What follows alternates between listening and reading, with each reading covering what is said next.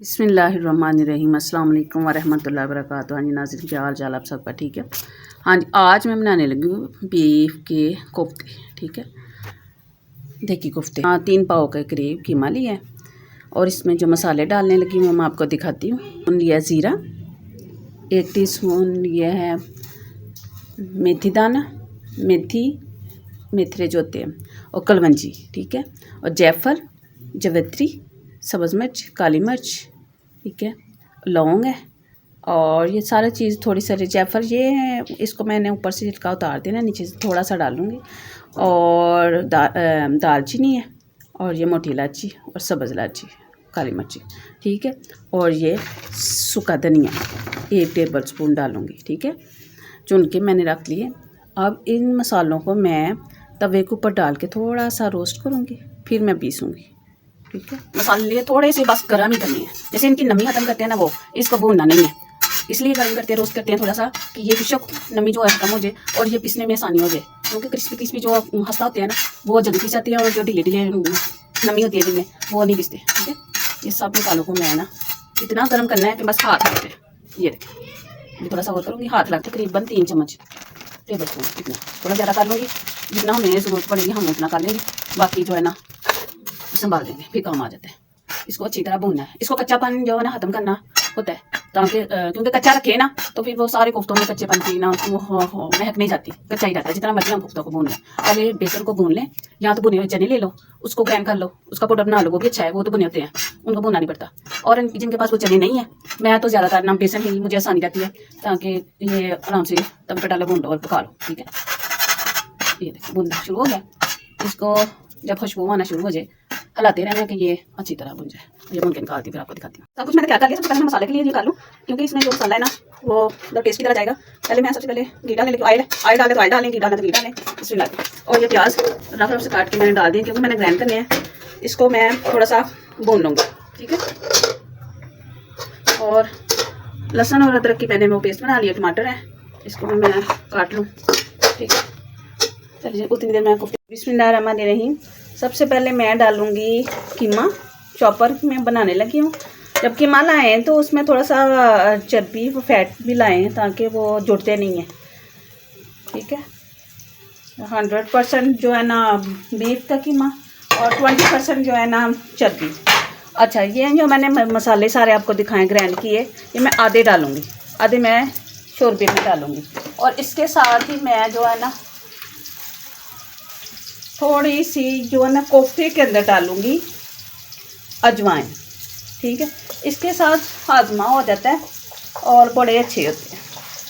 इसके साथ ही मैं डालूँगी लहसुन और अदरक का जो मैंने पेस्ट बनाया है वो डालूँगी, साथ ही डालूँगी 1/2 टीस्पून हल्दी का। ठीक है, और आपने 1 टीस्पून ये सुरख मिर्च ये डालें, एक बार के 1 टीस्पून। और जो नमक है, बिस्मिल्लाह,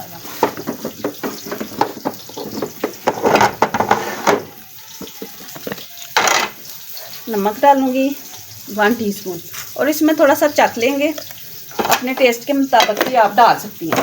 ठीक है, और लास्ट में इसमें जाएगा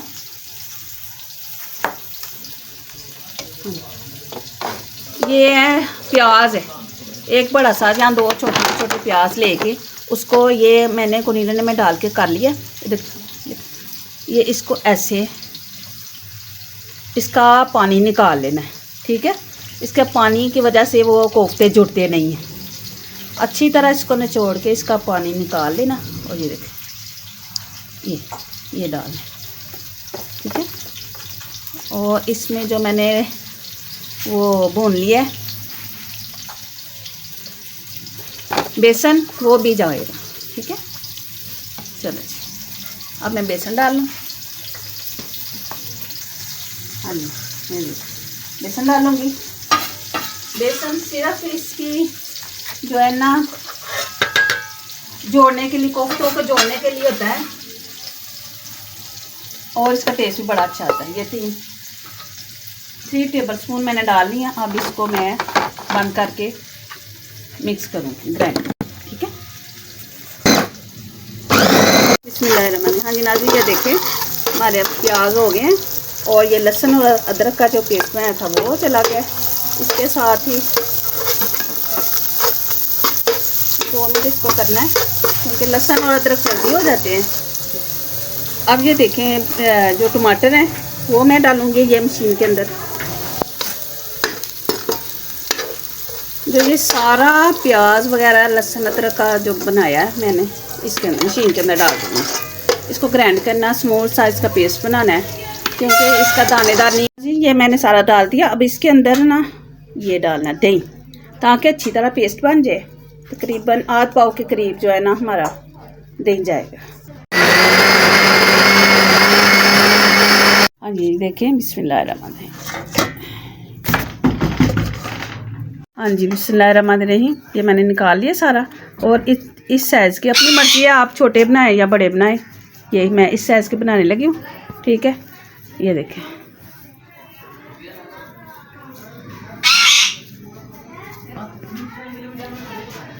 मैं सारे बना के आपको दिखाती हूँ। बिस्मिल्लाहिर्रहमानिर्रहीम। ये देखिए जी कोफ्ते हमारे तैयार हो गए हैं। बिस्मिल्लाह। अब ये मैंने जो मसाला निकाला था उसी कढ़ाई के अंदर मैं ये कोफ्ते डाल रही हूँ ताकि फ्राई हो जाएं, फिर टूटते नहीं हैं, ठीक है। हाँ जी ये देखें थोड़ा सा फ्लेम करके इसको चम्मच से नहीं हिलाना, ठीक है। ऐसे बस मिक्स करते जाना और ये हर तरफ से चारों तरफ से ना फ्राई हो जाए। घी मैंने इसलिए नहीं इसमें डीप फ्राई करना क्योंकि मैंने मसाले में भी डाला हुआ है तो इसमें भी डाल लिया और काफ़ी है, इतना ही घी काफ़ी है। हाँ जी ये देखें नाज़रीन कोफ्ते हमारे बिल्कुल ब्राउन हो गए हैं। इसके साथ ही जो मैंने ये मसाला पीसा था वो डालना है। इसके साथ ही ये हाफ टी स्पून हल्दी, फ्लेम थोड़ा स्लो कर देना और 1 टीस्पून जो है ना सुरख मिर्च और 1 टीस्पून ही ये नमक का जाएगा। और इसमें सारा मसाला जो मैंने ग्राइंड किया है वो डालने लगी हूँ। ये मसाला सारा डाल देना अच्छी तरह, सारा जाके ना वो साफ करना है। बाद में थोड़ा सा गर्म पानी डाल के इसके अंदर कर देना कि कोई भी चीज़ ज़ाया ना हो, ठीक है।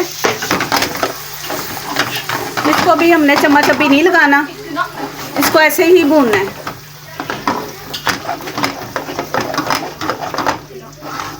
ये देखें भूनने गए हैं और ये मैं सब्ज़ मिर्चें डालने लगी हूँ ताकि इसका ना खूब लगे, ठीक है।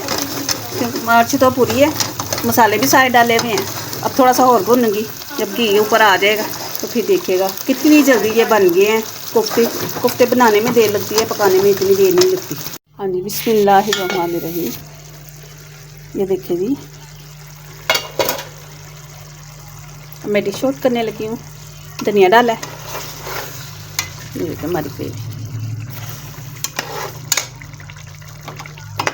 बिस्मिल्लाह।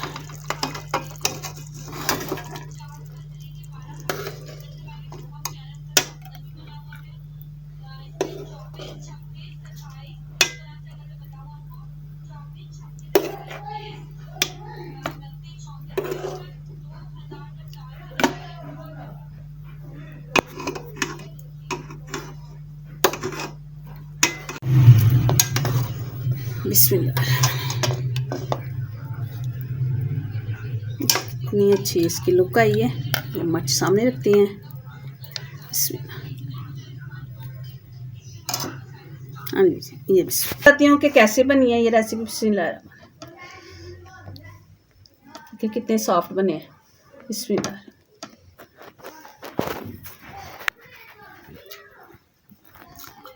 बहुत ही ज़बरदस्त।